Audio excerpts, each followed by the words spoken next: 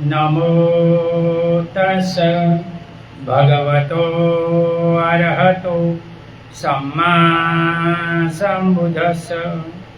नमो तस् भगवतो अरहतो सम्मा सम्बुद्धस्स।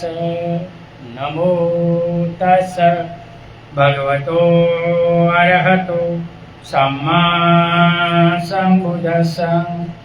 बुद्धं शरणं गच्छामि, धम्मं शरणं गच्छामि, संघं शरणं गच्छामि, द्वितीयंपि बुद्धं शरणं गच्छामि, द्वितीयंपि धम्मं शरणं गच्छामि, द्वितीयंपि संघं शरणं गच्छामि, तृतीयंपि बुद्धं शरणं गच्छामि, तृतीयंपि धम्मं शरणं गच्छामि, तृतीयंपि संघं शरणं गच्छामि। इति पिसो भगवा अरहं सम्बुद्धो विद्याचरण संपन्न सुगतो लोकविदो अनुत्तर पुरुषधम्म सारथि सत्थ देवमनुष्यानं बुद्धो भगवन् स्वाखातो भगवता धम्मो संदीथिको अकालिको एहिपसिको औपनायिको पाच्छतं वेदितवो व्युतुहि। सुपटिपन्नो भगवतो सावकसङ्घो उजुपटिपन्नो भगवतो सावकसङ्घो सामिति पटिपन्नो भगवतो सावकसङ्घो न्यायपटिपन्नो भगवतो सावकसङ्घो। यदिदं चत्वारि पुरुषयुगानि अष्टपुरुषपूगला एष भगवतो सावकसङ्घो आहुहेयो पाहुहेयो दाक्षिणीयो अञ्जलिकरणीयो अनुत्तरं पुय्यं खेतं लोकसाधि। साधु साधु साधु। वर्षावास में अमन बोध विहार गुजरात से देखो मथे धम्मपद गाथा गाकर आपको समझा रहे हैं। धम्मपद क्रोध वगो गाथा नंबर 225। अहिंसकाये मुनयो निचंकायेन संहुता ये देयन्ति अचुंतथान यन्तं गन्त्वान सुचरि। अहिंसका ये मनुष्यो निचंकायेन संहुता ते यन्ति अचुंतथानं यन्थनन्त्वा न सुचरि। भगवान इस गाथा में कहते हैं, जो मनुष्य हिंसा से रहित है, नित्य अपने शरीर को संयत रखते हैं, वे उस अच्युत्य पद को प्राप्त करते हैं जिसे प्राप्त करने पर शोक नहीं करते। भगवान इस गाथा में कहना है, जो हिंसा रहित है और शरीर के हर कार्य से जो संयत है, वो मृत्यु के बाद इनको शोक नहीं करना होता। इनके चित्त की ऊर्ध्वगति होती है, कभी अधोगति नहीं होती। भगवान जब साकेत यानी अभी इसका नाम अयोध्या, साकेत में रहते थे। वो अयोध्या राम की बोलते हैं, लेकिन अयोध्या बुद्ध की है, राम की नहीं। पूरा जो टेम्पल खोदा हुआ बुद्ध ही निकले, इसलिए राम है वो मिथक है, इतिहास नहीं है, बुद्ध इतिहास है। तब एक बार भिक्षु संघ के साथ वे भिक्षाटन के लिए निकले। साकेत वासी एक वृद्ध ब्राह्मण को भगवान को देखकर पैरों पर गिरकर रोता हुआ कहने लगा, पुत्र, वृद्धावस्था में पिता का पालन करना चाहिए, किंतु तुम तो अपना दर्शन ही नहीं देते हो। वृद्ध ब्राह्मण भगवान को बुलाकर अपने घर ले गया और ऐसा ही घर पहुंचने पर उनकी पत्नी ने भी कहा, जबकि वे दोनों जानते थे कि भगवान कपिल वस्तु के राजा सुयोधन के पुत्र थे। जानकारी के बाद भी वो भगवान को अपना खुद का पुत्र समझने लगे। भिक्षु में जब ये चर्चा चली तो भगवान ने कहा, भिक्षु ये दोनों मेरे 500 जन्म के पहले के माता पिता थे और इनको ये भाव याद है, इसलिए बोल रहे हैं कि मेरा बेटा है। 500 जन्मों की महामाता और 500 की जन्मों की छोटी माँ, वे अपने पुत्र को पुत्र ही कहते हैं। साकेत में रहते समय भगवान पाए वहीं पर भोजन किया करते थे। जब ये दोनों कुछ दिन पश्चात एक ही साथ मर गए और एक ही चिता पर जलाए गए। स्मशान में रुद्र भी अपने भिक्षु संग पहुंच गए। उनकी गति पूछने पर कहा कि भिक्षुओं, ऐसे अशेष मुनियों की गति नहीं होती, उसी प्रकार वे लोग च्युत होकर अमृत पद निर्वाण को प्राप्त करते हुए। ऐसा कहकर उन्होंने भगवान ने ये गाथा सुनाई। वो संसार में रहकर भी वो निर्वाण को पाया। क्या से देवलोक में गए, 5 बंधन तोड़ते और वहां से विमुक्त होते। ये जो सत्य परंपरा है, इनकी मुक्ति भी ऐसी है, दूसरा इनका जन्म नहीं होता। तभी भगवान ने गाथा गाई थी कि अनेक जन्मों पहले में जो मनुष्य रूपी जीवन में जब आया था, तो ये दोनों मेरे माता पिता रहे। तो अभी भी इनको पता है, फिर भी वो कहते हैं पूर्व जन्म याद है। तो वो ध्यान साधना में अपना पूर्व जन्म याद होगा, तो इसकी वजह से वो कहते हैं और वो मुक्त हुए। तभी भगवान वहाँ भोजन लिए, जितना रहे अयोध्या तब तक गए और बाद में अंतिम विधि करने भी गए। तभी भगवान ने गाथा गाई थी, जो व्यक्ति संसार में रहते हुए भी हिंसा रहित होता है, कभी हिंसा नहीं करते। बहुत से ऐसे लोग हैं कि अपने घर में चूहे कितना भी नुकसान करता फिर भी मारते नहीं, पकड़ कर छोड़ देते। पंते जी चूहे की दवा नहीं रखते, बहुत लोग दवा रखते मर जाए। वो मच्छरदानी में सोते, कभी मच्छर को मारते। बहुत से भिक्षु मच्छर अगरबत्ती लगाते हैं मरने की, तो मैं मना करता हूँ भाई ये मत करो। हर प्राणी को जीने का अधिकार है। मच्छरदानी में सो, मैं भी मच्छरदानी रखता हूँ। सही बात है ना। मच्छर भागने की अगरबत्ती लाओ, मारने की न लाओ। बहुत लोग मारने के लिए भागे वो रखा है, लेकिन मारे वो नहीं रखनी चाहिए। तो मशीन आता है ना, मशीन, इसमें मर ही जाते हैं। सबको अपने प्रिय पुत्र सदस्य सोचना है। अपने शरीर पर इंद्रियों पर संयम रखता है, वह उस अच्युत पद को, अमृत पद को प्राप्त करेगा। ये 6 इंद्रियों है, 5 इंद्रिया और 6ठा मन। इन पर जिनको काबू होगा वो निर्वाणगामी अवश्य होता है। इनको कोई प्रॉब्लम नहीं, चाहे वो भिक्षु है या संसारी। अर्थात जो व्यक्ति संपूर्ण व्यक्तियों को अपना स्नेही पुत्र या प्रिय माता के समान समझकर व्यवहार करेगा, तो उसे दुख कहाँ होगा। उसके लिए तो वह संसार ही निर्वाण स्थल है। उसे जाना कहाँ है, जब वह संसार को ही निर्वाण बताकर रह सकता है। अब और निर्वाण का होना या नहीं होना उसके लिए क्या है? क्या बुद्ध के लिए यही लोक संसारी निर्वाण स्थल नहीं है? जब भगवान बुद्ध जिस देश में निवास करते हैं, यही उसे निर्वाण स्थल नहीं कहे तो किसे कहे? इसलिए बहुत देश भगवान को मानते हैं। जितने देशों में बुद्धिज्म कंट्री गए, वो हर देश में ऐसी मान्यता है कि बुद्ध यहाँ आए। तो क्या ये बात सच होगी? बनते ही जितने देश में बौद्ध देश में बौद्ध गया है, वहाँ ये लोग बोलते हैं बुद्ध यहाँ आए, लेकिन वो अपने दूसरे शरीर से, सूक्ष्म शरीर से, माइनर शरीर से कोई भिक्षु के पास गए होते हैं, इसलिए वो बोला जाता है कि बुद्ध यहाँ आए। जैसे सूक्ष्म शरीर से भगवान देव लोग गए थे, पहले उड़ के भी प्रेत लोग गए थे, मृत्यु लोग गए थे, निरय लोग गए थे, तो ऐसे भगवान च्युत होकर जा सकते हैं। यहाँ ये गाथा खत्म हुई, आगे दूसरी गाथा गाकर मैं समझाने का प्रयत्न करता हूँ। गाथा नंबर 2 इसलिए भगवान बुद्ध का धर्म विज्ञान और मनोविज्ञान दोनों को मानता है।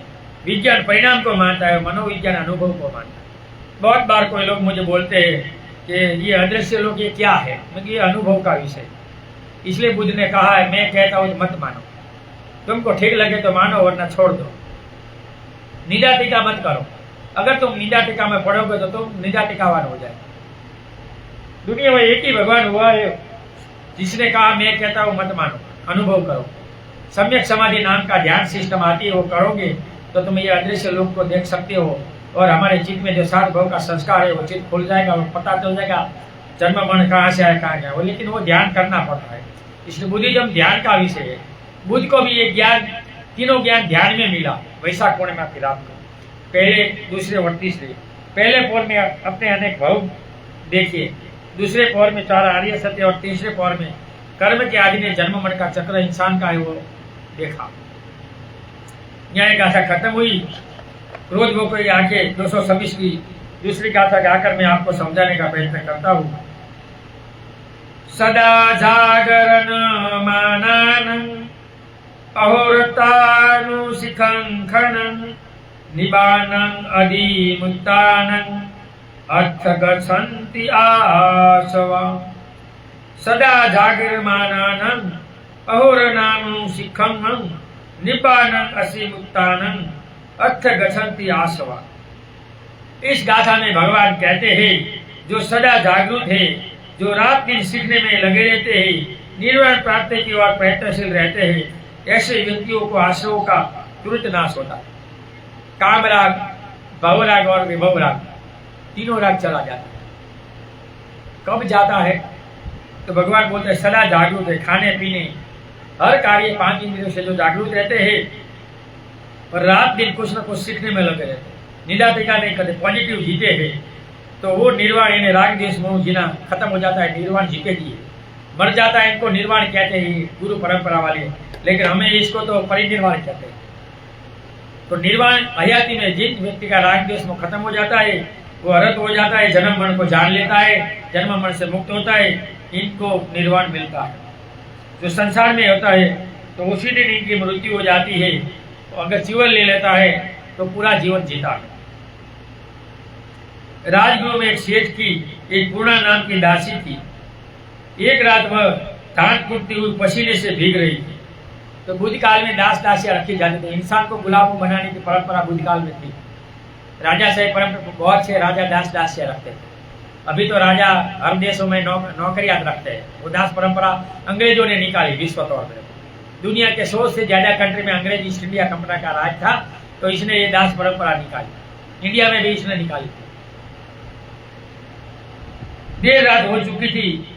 भिक्षु तथागत भगवान से गुदगुद पर उपदेश सुनकर इधर उधर आ जा रहे थे। उसे देख वह सोचने लगी, मैं धान कूटती हुई इतनी देर रात तक जागी हूँ, लेकिन ये भिक्षु लोग अभी भी क्या कर रहे होंगे।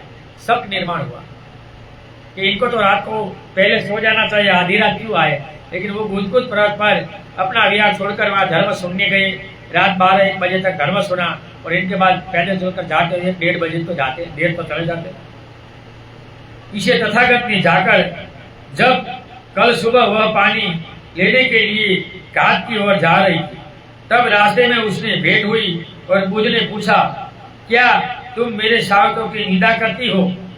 क्योंकि भगवान तो तिकाल ज्ञानी थे। भगवान को पता था वो रात तो बोली थी। समाधि में भगवान ने सुना कि ये महिला मेरे शिष्यों को ये बोल रही। कल शाम तुमने क्या सोचा था? बुद्ध ने कहा, पुणे तो अपने दुख से नहीं सोती, किंतु मेरे साथ सदा जागरणशील हो, नहीं सोते। ऐसा कहकर भगवान ने गाथा गाई कि भिक्षु लोग धर्म सुनने से लिए जागरणशील होते, पूरी रात जागते। जो एकांतवास में जंगल में रहते हैं वो भी भिक्षु हफ्ते में पूरी रात जागकर धर्म का चर्चा करते हैं, शुद्ध पठन करते हैं। क्योंकि मौन पालने की ज्यादा शुद्ध को पठन करना, बोलना, बार बार करना, धर्म पठन करना, ये बुद्धिज्म की परंपरा है। क्योंकि बुद्ध काल में लिखाई नहीं होती, याद रखा जाता था गाकर। पूरा त्रिपटक गाते थे अलग अलग एक साथ, ज्यादातर भिक्षु पूरी रात गाया जाता है। अभी महाराष्ट्र में परंपरा हुई है, थाईलैंड श्रीलंका में है। पूर्णिमा का दिन महापरिनिर्वाण पाठ होता है, पूरी रात गाया जाता है। उपासक भी पूरी रात जागते हैं। गुजरात में तो अभी बुद्धिज्म है ही नहीं, तो यह कौन गाएगा? ये अपने घर में करते तो ये विहार वाला है। वास्तव में संसार के लोग छोटे से जीवन की उपलब्धियों के लिए रात दिन कोशिश करते हैं। तो जो संपूर्ण प्राणी मात्र को सम्यक संबोधि दिलाना चाहता हो या अपने अनंत जन्मों से संचित अकुशल कर्म एवं वासनाओं को त्यागने के लिए, नष्ट करने के लिए प्रेरित हो, उसे कितना प्रयास करना पड़ेगा। उसका तो कहना ही क्या, वह कैसे ही है जैसे कोई व्यक्ति नदी के प्रवाह से विपरीत दिशा में तैर रहा हो। यह काम कितना मुश्किल है। इसलिए भिक्षु जीवन और सांसारिक जीवन बहुत मुश्किल है। बहुत बार यहाँ लोग बोलते बाहर बैठने आओ ना, यहाँ आओ ना, यहाँ पर मैं क्यों आऊँ। मुझे भी लोग अभी बुलाते आओ ना, क्यों आऊँ, मुझे कहीं नहीं जाना, मेरा वर्षावाद चलता है, मुझे एक आध में अकेले जीने दो। मेरे ध्यान साधना में मौन इसलिए रहता हूँ भलते, नहीं तो लोग आकर बैठ जाए। ध्यान नहीं होगी, साधना नहीं, 3 महीना तो करनी पड़ेगी ना। उसी प्रकार संसार में रहकर संसार के प्रवाह के विरोध में जाना कितना कठिन होगा। इसके लिए वास्तव में भिक्षु बनना सामान्य व्यक्ति का काम नहीं। पृथुक जन भिक्षु नहीं बन सकता। भिक्षु बनेगा तो वापस चला जाएगा। बहुत से लोग खाने पीने के लिए भिक्षु बनते हैं और बाद में वापस भी चले जाते हैं। इसके लिए दृढ़ इच्छा शक्ति का होना आवश्यक होता है। जबकि आज के माता पिता अपने बेटे को जो घर के लायक न हो, उन्हें कई आश्रम या विहार में भेज देते हैं। सन्यासी या भिक्षु बनाना चाहते हैं। कल आया था ना एक पंडित, मुझे भिक्षु बनना है, वो पियकर है, तो मैं इसे भिक्षु कैसे बनाऊं, बताओ। ऐसा दो आता है, ठीक, हमें भिक्षु बनना है, हमें आपके पास रहना है। मैं बोला आप पीते हैं तो ये नहीं चलेगा, हम छोड़ देंगे। मैं कैसे छोड़ेंगे। एक को रखा था, तो जब जब मैं बाहर जाता था तो पी लेता था, पीढ़ी भी पी लेता था। ये पूरा भर दिया, मैं निकाला, जीवन उतार मैं भी बदल बोल के बनते की शराबी जुआरी ऐसे भिक्षु बना कर रखते हैं। तब से मैंने किसी को बनाना छोड़ दिया। मैंने सोचा जगत धनी थे, वो सुधरेगा, लेकिन थोड़ा सुधरेगा। एक वो गौतम बुद्धि बाइसिकल लेकर रहता हो कि बोलते मुझे भिक्षु बनना है, तो इनका पैर टूट गया, तो मैंने यहाँ रखा, मैं तो रहो, तुझे भोजन वगैरह मिलेगा, ये होटल से नाश्ता लेना है, खा लेना है, मैं बिल भर दूंगा। और होटल वाले को कहा इसको चाय और नाश्ता ही देना है, मावा बीड़ी ही नहीं देना है, वो पैसे मैं नहीं दूंगा। तो इसने 2000 का नामा किया, 1000 का मावा बीड़ी हो गया। तो वो बोला होटल वाला कि 1000 का मावा, मेरे को ये गलत है, मैंने तुझे पहले कहा था मैं मावा बीड़ी का नहीं दूंगा, तुझे जो करना है वो कर। तो वो यहाँ से सीधा भाग गया, नहीं देना। अभी वो भाग रहा है, वो आएगा तो मैं कहूँ क्या ये आया। तो ऐसे आंबेडकरवादी है अपने को आंबेडकरवादी कहते हैं। काशीराम का हम मुंह में लेकर जाता है, ऐसा बोलता है। तो क्या काशीराम को व्यसन था? आंबेडकर को कोई व्यसन थे? मेरी दृष्टि में सन्यासी या भिक्षु भिक्षुणी कई उन लोगों को बनना चाहिए जिसे संसार को निकट से समझाओ। अंदर चित्त से वैराग्य होता है, जिनको नीति नियम पालना है, इन्हीं को भिक्षु होना चाहिए। बहुत से भिक्षु दोपहर ड्रेस बदलते, शाम को बदलते, काले बाल करते हैं, रोज मुंडन करते हैं, अच्छा बूट पहनते हैं, गाड़ियां लेकर घूमते हैं। ये गलत है। संसार का जीवन और भिक्षु का जीवन अलग है।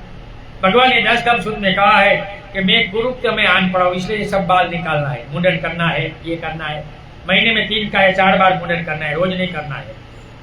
रोज मुंडन करना वो शौक हो जाता है, वो नहीं करना चाहिए, गलत है। बहुत से भिक्षु महाराष्ट्र में रोज करते हैं, तो वो दोष है, दुख का दोष दिया भगवान, क्योंकि कुरूप दिखना है, कभी कभी दाढ़ी भी बढ़ने जाए।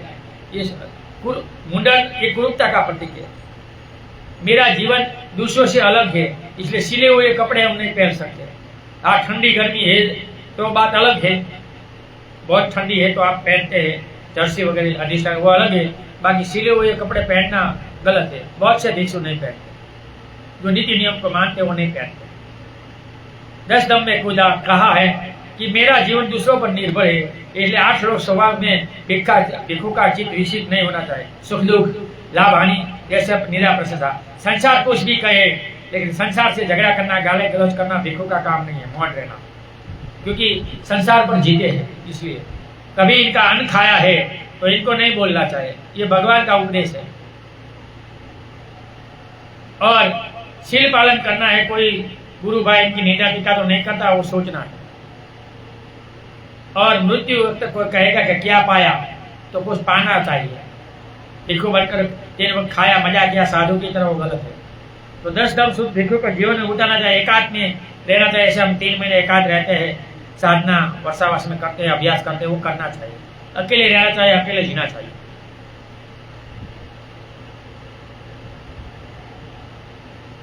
तथागत भगवान बुद्ध ने संसार की प्रवृत्ता को सूक्ष्म रूप से देखकर उनका त्याग किया था, तभी भी स्व पर के कल्याणकारी बन सके। तो जो पूरे संसार को जानकर भिक्षु बनते हैं, वही संसार को जान सकते हैं, बाकी जगत को जानना कठिन है। ऐसे खाने के लिए तो बहुत भिक्षु बनते हैं, मुझे भी बहुत बोलते हैं, अरे तुम्हें तो आवाज अच्छे हो, तुम पहले मैं पहले संसार में आपके जैसा था, बनते भूख लकड़ी, और अभी तो आता कटा हो गया हूँ। तो बोलते ऐसा, लेकिन मैं 3 वक्त खाता ही नहीं, एक ही बार भोजन लेता हूँ, वो भी कम, 5 कोर कम। बहुत लोग क्या जाएगा, लेकिन वर्षावास में तो पालना पड़ेगा ना। फिर भी ध्यान साधना अभ्यास से शरीर अच्छा रहता है, कोई बीमारी नहीं रहती। अभी यहाँ कितनी इलाके में बीमारी है, मैं वही पानी पीता हूँ, अभी तक मुझे कुछ नहीं है। ये सर्दी रहती है, लेकिन मैं शिक्षा से पीता, सुबह उठता हूँ, गर्म पानी पीता हूँ, गर्म पानी पहले, इसके बाद सब करना। यहाँ एक गाथा खत्म हुई, आगे दूसरी गाथा गाकर मैं आपको समझाने का प्रयत्न करता हूँ। धो धो सेवन।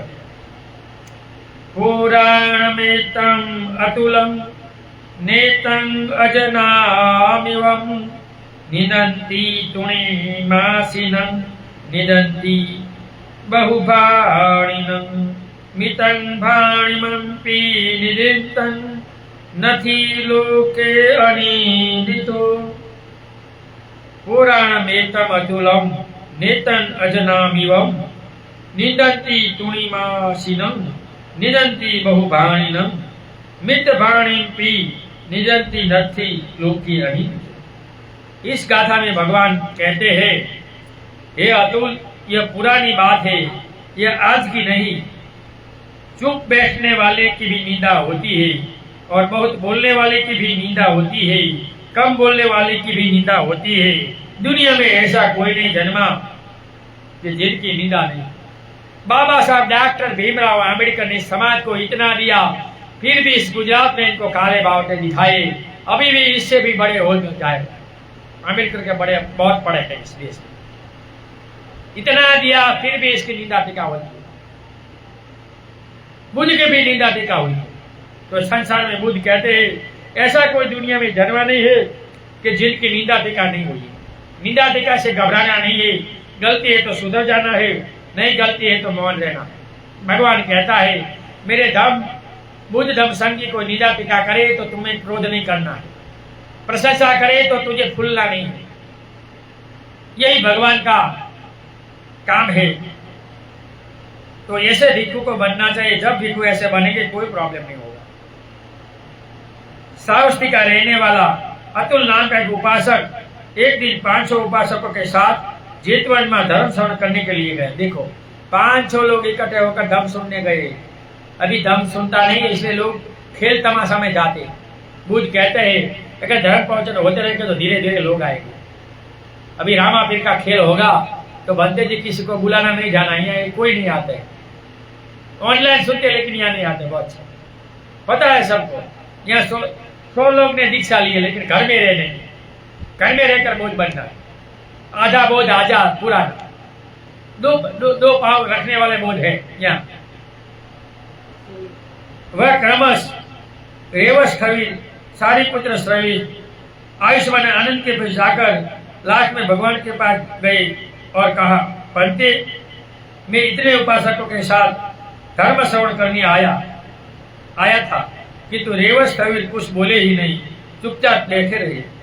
सारिपुत्र स्थविर ने भी अभिधर्म का उपदेश दिया। तो अभिधर्म तो कठिन है, भिक्षु को भी समझना कठिन है, तो उपासक कैसे समझ सकते? जो समझ में नहीं आया, तथा आनंद स्थविर ने बहुत थोड़ा कहा, इसलिए मैं क्रुद्ध होकर उन लोगों के पास से चला आया हूँ और आपके पास आया हूँ। भगवान, आप इन लोगों को 500 लोगों को सही धर्म सुनाओ, इनका कल्याण हो, कोई सोतापति सतुगामी अनागामी अर्थ यही हो जाए, ऐसा कुछ धर्म दो। ऐसा उपासक ने भगवान से कहा। भगवान ने उपासक की बात सुन। अतुल, यह प्राचीन समय से होता आ रहा है कि मौन रहने वाले की भी निंदा होती है, बहुभाषी भी निंदा होती है, कम बोलने वाले की निंदा होती है। संसार में ऐसा कोई नहीं जन्मा कि जिनकी निंदा टीका न हो। बाबा साहब भी कहते हैं कि जिनकी निंदा टीका होती है तो समझ लेना वो मार्ग में है। काम करेगा इनकी निंदा टीका होगी, सोता रहेगा इनकी कोई निंदा नहीं होती। खाना बनाने वाली महिला की निंदा टीका होती है, नहीं बनाने वाली की कैसे होगी? बनाएगा तो जलेगा, नमक ज्यादा पड़ेगा, रोटी जलेगी, खिचड़ी जलेगी, सब्जी जलेगी, नहीं करेगा इसका क्या जलेगा? जिसकी निंदा ही नहीं या प्रशंसा ही नहीं, ऐसा दुनिया में कभी होता नहीं। कोई कोई राजा की निंदा करते ही, कोई कोई प्रशंसा। वैसे ही पृथ्वी, सूर्य और चंद्र की भी, मेरी भी कोई कोई निंदा, कोई कोई प्रशंसा करते ही। मूर्खों की निंदा या प्रशंसा अगण्य है। मूर्ख लोग होते हैं वो निंदा प्रशंसा करते रहते हैं, ऐसा भगवान का इस गाथा में कहना है। किंतु मेघावी पंडित द्वारा निंदित ही निंदित होता है और प्रशंसित प्रशंसित होता है, यह कहकर भगवान ने गाथा गाई कि मेघावी लोग कभी निंदा टीका में नहीं पढ़ते, अज्ञान लोग निंदा टीका में पढ़ते हैं, पृथ्वीजन लोग निंदा टीका में। इसलिए संसार में जिनकी निंदा टीका होती है तो समझ लेना वो लाइफ में है। और हम गुजरात में देखते हैं कि आंबेडकरवाद के नाम पर ज्यादा इतने संगठन बन गए हैं, इतने लोग जय भीम करते हैं और बिजनेस बना दिया। बाबा साहब का तो इतना भी इसमें नहीं है। बाबा साहब तो सिलवान थे। कितने आंबेडकरवादी सिलवान है बताओ? सिलवान बनना यानी उपोषण का आचरण करता, 80-10 पूछो जो पता नहीं है और अपने को आंबेडकरवाद कहते हैं। मैं तो इनको आडम्बरवाद कहता हूँ कि मुझे अभी तक गुजरात में कोई आंबेडकरवादी नहीं दिखाई दिया, सब आडम्बरवादी दिखाई दिए।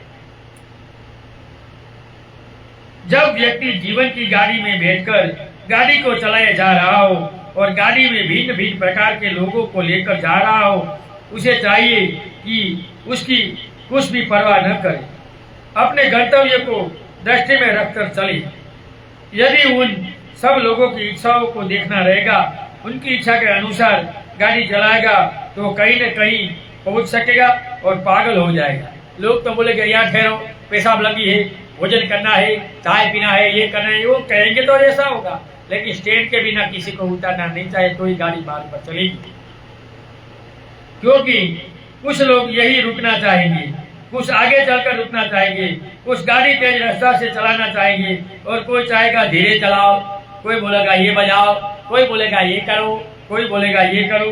तो संसार ऐसा है। उसी प्रकार अपने अंदर कितने प्रकार के भाव है, राग है, द्वेष है, ईर्षा है, लोभ है, ये सभी अपनी अपनी इच्छा के अनुसार हमें चलाना चाहेंगे। यदि इन सब राग द्वेष रूपी सवारियों को स्टीयरिंग पर आने दे तो ड्राइवर का क्या होगा? कैसे गाड़ी चला पाएगा? वह तो कहां भी गाड़ी को टकराकर चूर चूर कर देगा। अतः ड्राइवर रूपी व्यक्ति को चाहिए कि सवारी रूपी बाह्य लोक तथा आडंबर राग आदि क्लेशों की परवाह किए बिना आगे बढ़े। यदि उनके कहने के माने तो कहीं न कहीं पहुंच सकेंगे। इसलिए निंदा आदि की भी जो राग द्वेष जनित है, राग द्वेष के कारण लोग करते हैं। किसी का सही नहीं दिखता है तो आगे है वो भिक्षु, वो तो घर में रहता है, पैसा कमाता है, ऐसा करता है, ऐसा करता है, बोलने लगते हैं। तो भगवान कहते हैं बिना पूछे जो निंदा बताए तो समझ लेना वो खुद गलत है। पूछने पर अपने दोष छुपते हैं, दूसरों का बताते हैं, इसमें भी गलती है। अपने स्वार्थ के लिए व्यक्ति इस संसार में हर स्तर के व्यक्ति का निंदा करते हैं, खुद का अच्छा करते हैं, दूसरों की निंदा करते हैं, ये गलत है। भगवान कहते हैं बहुत से लोग निंदा टीका करके दूसरों के घर जलाते हैं, ये गलत है। निंदा टीका करना पाप कर्म है, वो करेगा वो नरक में जाकर भोगना पड़ता, इसलिए किसी के घर मत बिगाड़ो। अतः हमें निंदा की परवाह किए बिना सच्चाई पर आरूढ़ होकर जीवन की गाड़ी को चलाना चाहिए। इसलिए भगवान कहते हैं कि हर इंसान को 10 कुशल कर्म धर्मों का आचरण करना चाहिए। 3 काया का, 4 वाणी का और 3 मन का। हिंसा नहीं करना चाहिए, चोरी नहीं करना चाहिए, व्यभिचार नहीं करना है, झूठ नहीं बोलना, गाली गलौज नहीं करना, निंदा टीका नहीं करना, व्यर्थ बकवास नहीं करना, लोभ नहीं करना, क्रोध नहीं करना, ईश्वर आत्मा परमात्मा ब्रह्म को नहीं मानना, इसमें तुम्हारा कोई भला नहीं। अपने जीवन को नीति नियम पालकर जीवन परिशुद्ध करो तो तुम सुखी होगे, दूसरों को सुखी होने देंगे। तो ये ऐसा महान धर्म है, इसलिए बाबा साहब ने हमें ये धर्म दिया है। बाबा साहब चाहते थे कि एक मेरा जो अस्पृश्य समाज है, जो दुखी समाज है, वो नया शीलवान समाज बने। एक नए समाज की व्याख्या लेकर बाबा साहब ने बुद्धिज्म दिया है, लेकिन अभी तक इनकी बात पूरी नहीं। पेबेक सोसाइटी में बाबा साहब ने कहा कि व्यक्ति शीलों का आचरण करेंगे तो जिम्मेदारी लेंगे तो पेबेक करेंगे तो समाज का भला होगा। हम देखते हैं बहुत बड़ी बड़ी नौकरियों में पैसे कमाते हैं तो व्यसन में पैसे जाते हैं। इसलिए बार बार कहता हूँ, अगर ड्रिंक करता है, नौकरियां थे, तो वो बाबा साहब का लहू पी रहा है। व्यसन कर रहा है तो बाबा साहब का मांस खा रहा है। बाबा साहब ने पेबेक सोसाइटी में 5% भाग कहा था, वो दान करने को कहा था, वो करना चाहिए तो पेबेक होगा और आगे बढ़ेगी। गरीब बच्चों को पढ़ाओ, शिष्यवृत्ति दो, विधवा महिला समाज में है, इनको कुछ मददरूप हो वगैरह आप काम करो तो समाज का भला होगा और वो करना चाहिए। यह गाथा खत्म हुई, आगे दूसरी गाथा 228 गाथा गाकर मैं आपको समझाने का प्रयत्न कर रहा हूँ। न चाहू न च भविष्यति न चेतरहि विजन्ति एकंति निधिं तु पोषु एकंतं वापसंसितु। न चाहू न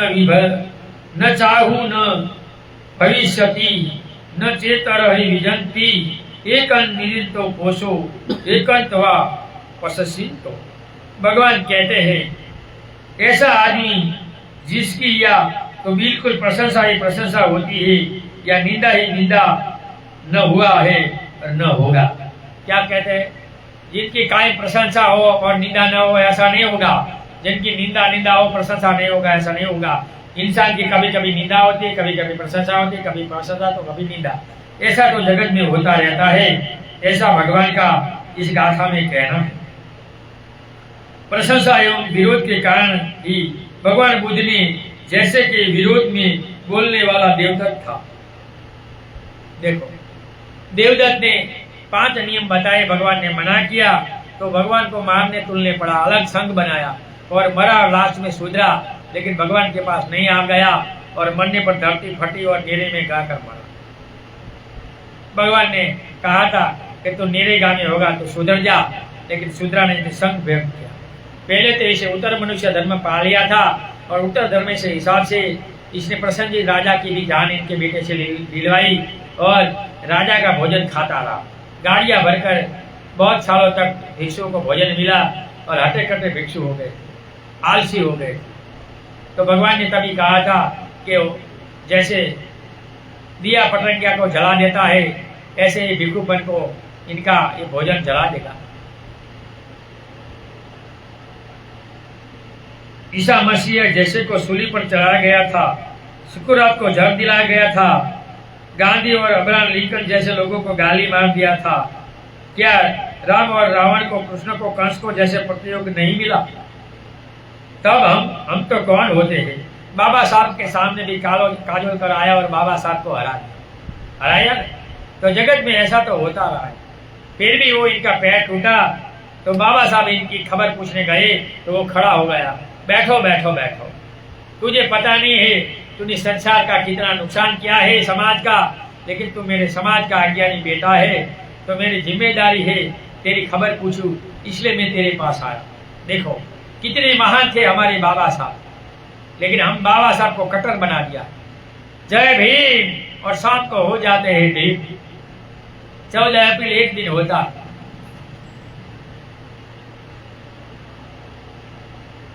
हमें सब लोग चाहे, अर्थात दुनिया में निंदकों की कोई की कमी नहीं है।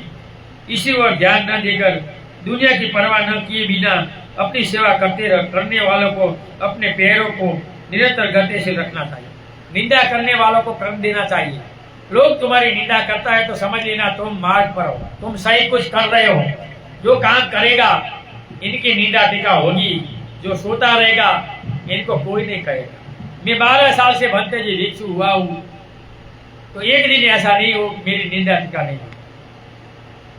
मेरे पर सब बोर्ड लग गए, मनुवादी ब्राह्मणवादी, समझ गए, सब बोर्ड मेरे ऊपर है, कोई बोर्ड मेरे पर बाकी नहीं। लेकिन पीछे सामने नहीं, सामने आकर कोई नहीं बोलता। तो ये तो संसार का स्वभाव है, पीठ पर बोलो। मैं बोलता हूं तुम्हारे घर मुझे बुलाओ, मैं आता हूं, खुलासा देता हूं। पहले मैं 10 मंगल कर लोगों को दिखाता था, ऑडियो वायरल वगैरह वीडियो करता, क्योंकि ये ब्राह्मणवादी भिक्षु है, तो उपासक करता है तो वो ब्राह्मण नहीं है, और भिक्षु करता है तो ब्राह्मण है। ऐसे शक्ति देने वाले यहाँ है गुजरात में। खुद को खाना है और जैसे भिक्षु का काम है, मैं तो विधवा हूं, तुम्हें रानी राज करूं, ऐसे लोग यहाँ बहुत है। भिक्षु को रानी राज कर देते हैं।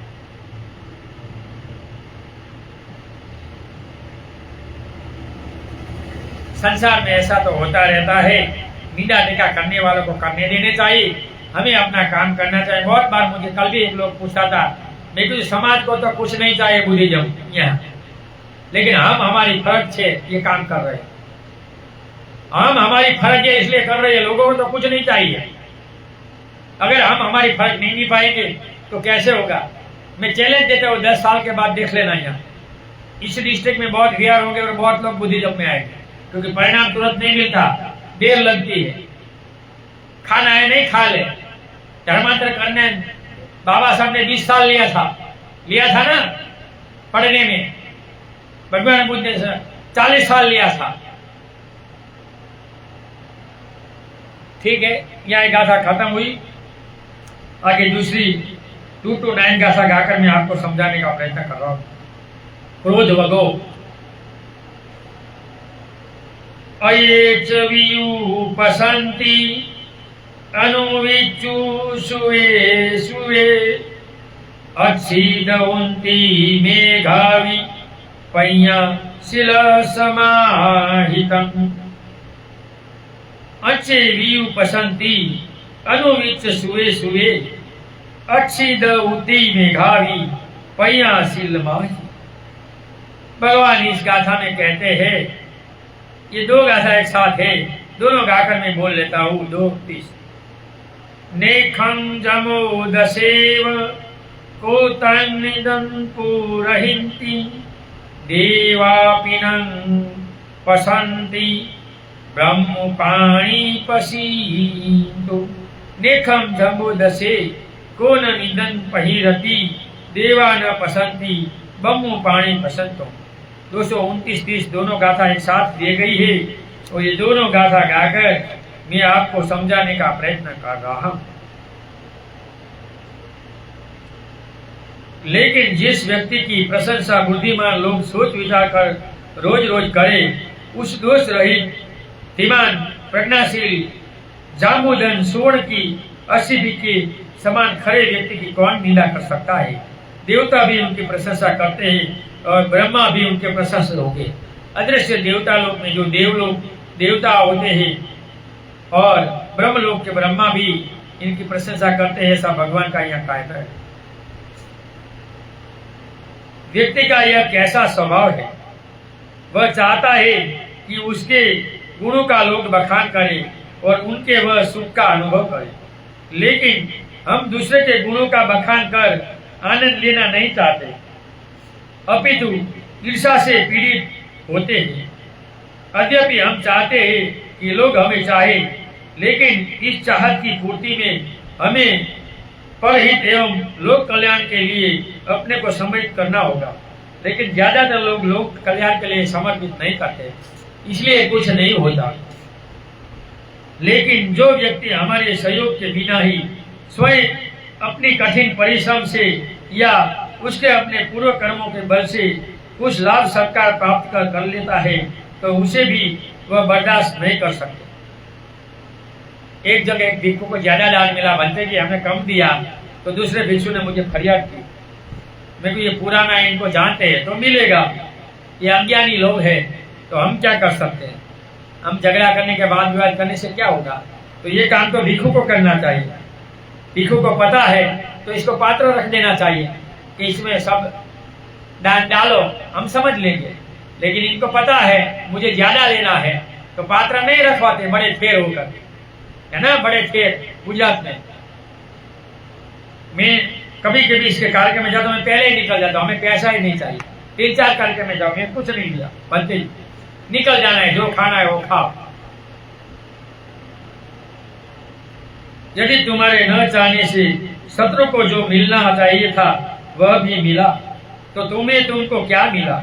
मान लो कि दूसरे के दुख के तुम्हें आत्मसंतोषी मिली तो उससे बढ़कर तुम्हारे लिए अनर्थ और कौन सा हो सकता?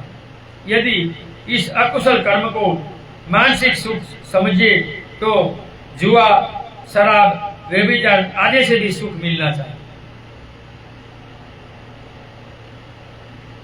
अज्ञानी अनाड़ी मूर्ख लोग इसका सुख मानते और करते हैं। जब ये जन्माष्टमी आती है तो पूरे इलाके के लोग अपने को बोझ कहने वाले भी जुआ खेलते, मैंने देखा। 14 अप्रैल में भी मैंने देखा है, पार्टियां करते हैं अमेरिकनवादी और बहुत। यदि ऐसा है तो उनका भी सेवन करे और देखे कि परिणाम क्या होता है। अरे सबके सुख के लिए, सबके कल्याण में जो अपने को तत्पर रखता है, दूसरे के दुख को अपना ही दुख, दूसरे के दुख सुख को अपना ही सुख समझकर काम करता है, ऐसे व्यक्ति की कौन निंदा कर सकेगा? लेकिन इनकी भी करने वाले होते हैं, ज्यादातर नहीं होते लेकिन होती है। यदि कोई करेगा भी तो ऐसा होगा जैसे सूरज की ओर थूकना या हवा के विपरीत धूल फेंकना तो खुद के ऊपर आती है, ऐसा एक न एक दिन इसको नुकसान होता है। इसलिए अंगुत्तर निकाय में, चतुर्थ निकाय में भगवान कहते हैं कि 4 व्यक्ति की कभी अवहेलना सोच समझ कर करनी चाहिए। राजा की, सांप की, पंते की, भिक्षु की और सैनिक की। सैनिक की अवहेलना करोगे, शस्त्र उठाएगा, राजा दंड देगा, सांप फुफाड़ा मारेगा। और अगर सिलवान भिक्षु की निंदा टीका करते हो, वो अगर चित से बोला जाता है तो तुम दुखी हो सकते हो।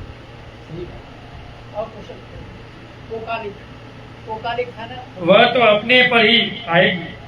अतः सजन और बुद्धिमान प्रज्ञाशील व्यक्तियों द्वारा प्रसन्न व्यक्ति को देवता लोग भी प्रशंसा करेंगे या करते रहेंगे। बहुत बार ऐसे सिलवान भिक्षु को भोजन दान देने के लिए अदृश्य देवता लोग भी धरती पर आकर भोजन दान देने आए। देवराज इंद्र भी 2 बार आया था और बहुत ऐसी संपद में गाथा है। इसलिए सिलवान लोगों को कभी कोई प्रॉब्लम नहीं होता, इनके देवता लोग भी बखान करते हैं। यहाँ एक गाथा खत्म हुई, आगे दूसरी गाथा 231 गाथा गाकर मैं समझाने का प्रयत्न करता हूँ।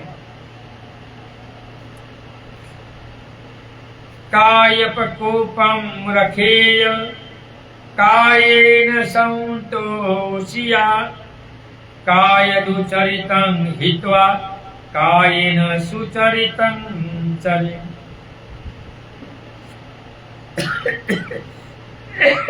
सर्दी और बुखार थोड़ा शरीर में आ गया ऐसा लगता है।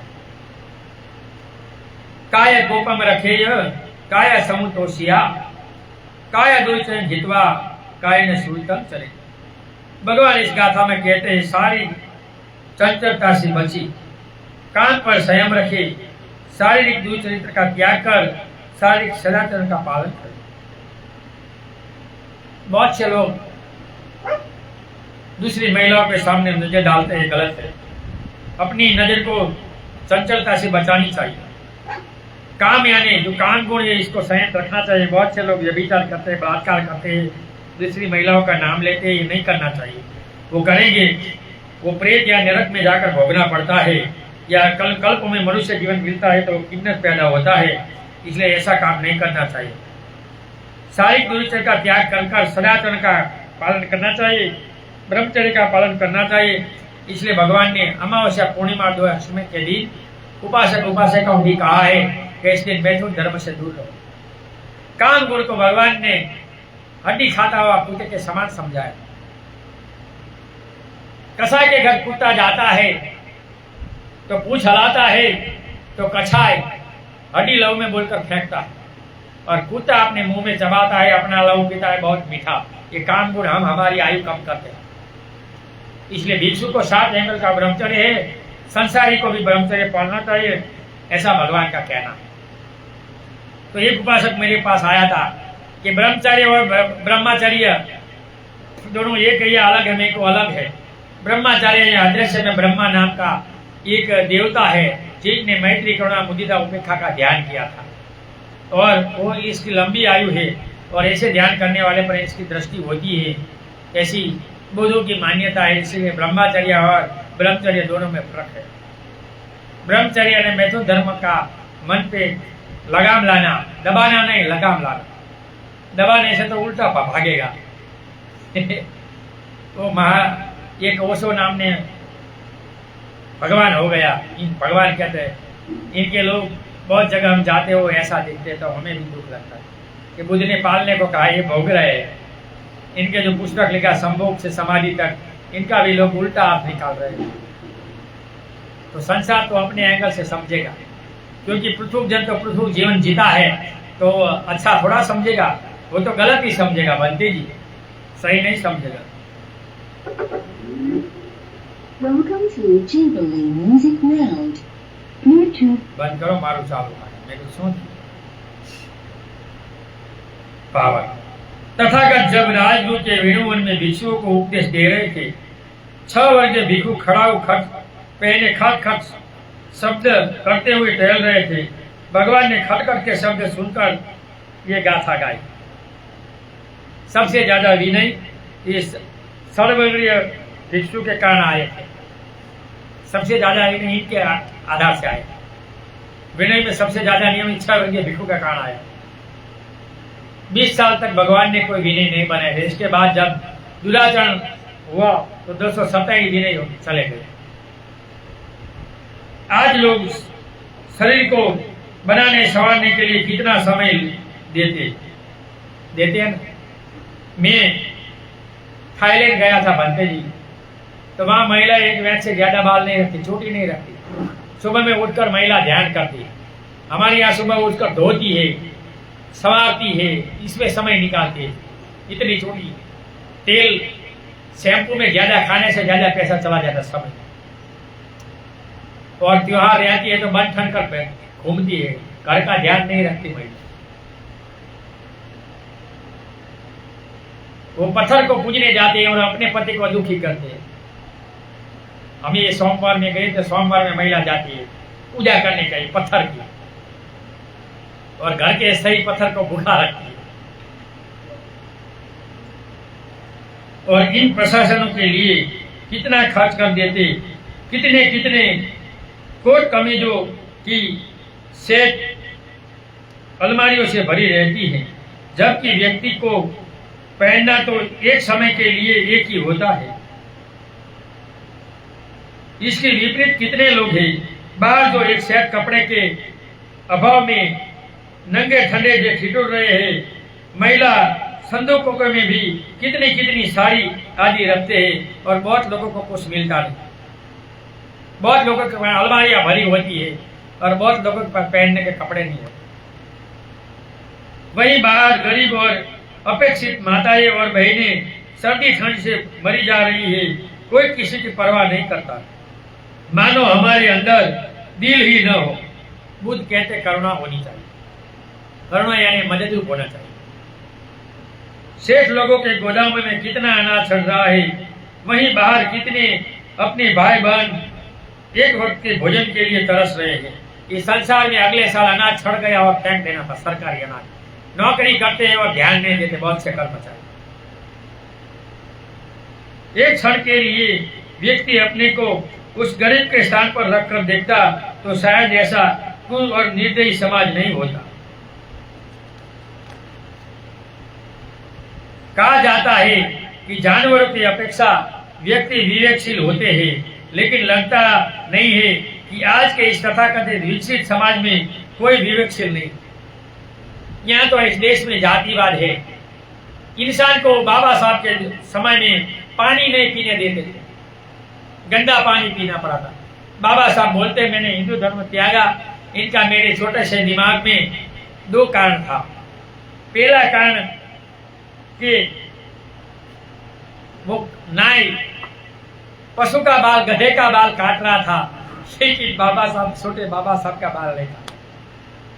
दूसरा, एक जब ट्रेन से उतर कर जाते थे तो बैलगाड़ी में सूट बूट पहना था कि मैंने यहाँ पर चलाओ, और वो गिर गए, गंदा पानी पीना पड़ा, देर पहुंचे, सताराम के पिता के पास आना था। और तीसरा, ये 23 सितंबर को जो नौकरी करने आए और घर नहीं मिला, जो राजा पढ़ा सकता है वो घर नहीं दे सका। देखो कितना वो भी ब्राह्मणवाद का गुलाम हो गया, धर्म का।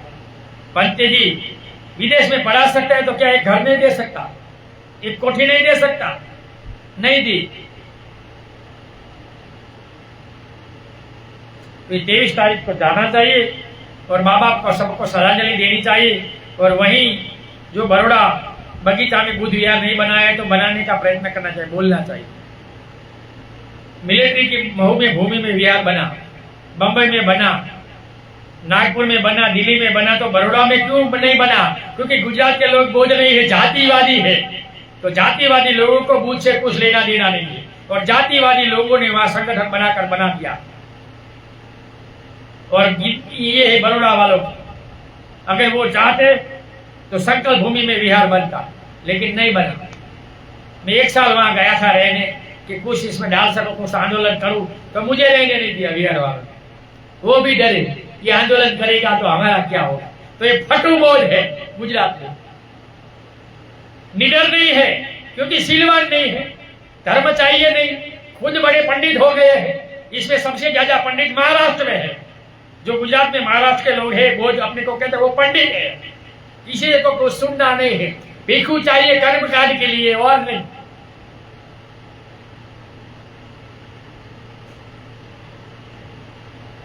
हाँ, व्यक्ति स्वार्थ एवं परिग्रहशील जरूर है, परिणाम स्वरूप इसी जीवन के लिए ही नहीं अपितु तो दूसरे जन्म में भी वह चूहा या भूत बनकर आने के लिए तैयारी करके जमा करके रखता है, लेकिन दान धर्म नहीं करता है। लोभी होता है, देता नहीं है, तो बड़ा लोभी मरने के बाद प्रेत योनि में जाता है तो भोगना पड़ता है, खा भी नहीं सकता, यहाँ भी नहीं खा सकता और वहां भी नहीं खा सकता।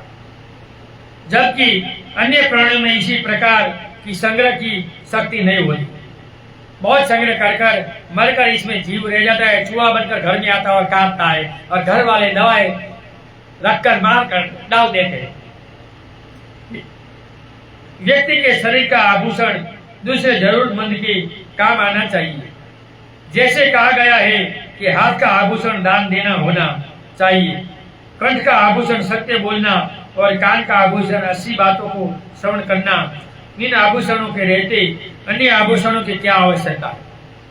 मुंह का आभूषण सुंदर बोलना, आंख का आभूषण सुंदर देखना, कान का सुंदर सुनना, ऐसा होना चाहिए, ऐसा भगवान का कहना है। वह हाथ अति सुंदर है जो दान करता हो, अपने में शांत और अन्यों का हित दोनों समय में समाहित है।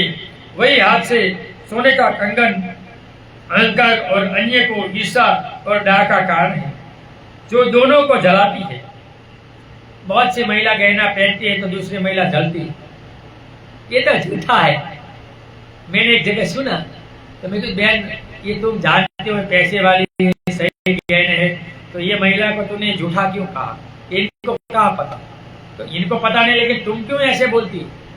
तुम्हें तो सही बोलना चाहिए ना, लेकिन लोग ऐसा नहीं करते।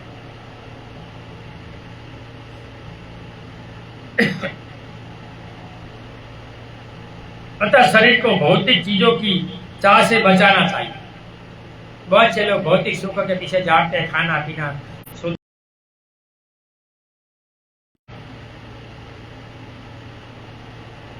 स्वयं बरतना चाहिए। शारीरिक दुश्चर्या, हिंसा, चोरी, व्यभिचार आदि से बचना चाहिए और सदा विनम्र, सादगी और सरलता का अनुसरण करना, उत्तम आचरण का पालन करना चाहिए।